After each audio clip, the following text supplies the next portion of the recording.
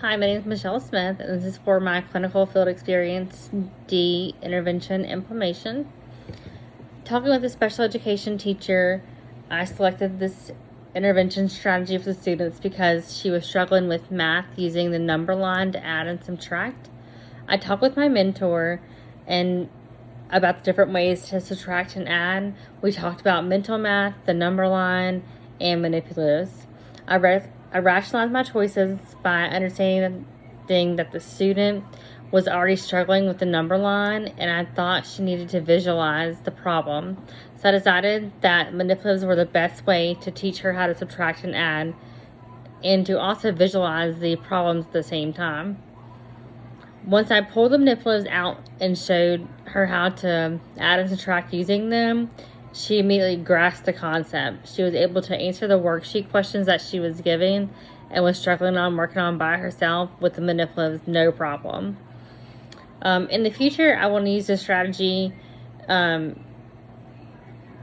it's a great way to show students how to add and subtract, and they can actually visualize it. Now, students could use this intervention strategy at home by using any kind of object, like they could draw circles on the paper, they can draw tally marks on a paper.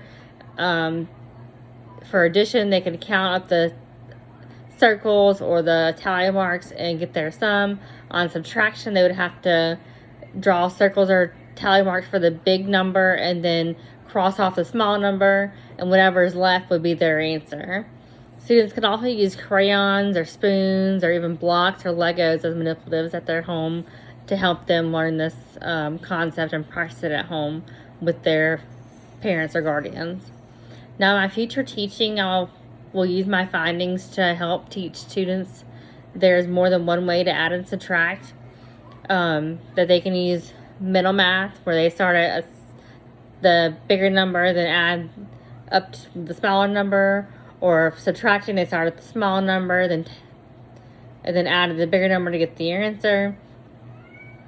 Or like using a number line where it shows 1 to 100 number line, and then counting their way up to the number, starting at the big number and counting to the next many spaces up to get that answer. This way, students know multiple ways to add and subtract, and they can practice these ways at home, no problem.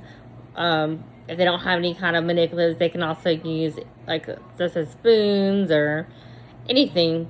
Crayons would all work for manipulatives. So these are great ways for students to learn how to add and subtract their math. All right, well, thank you. Have a good day.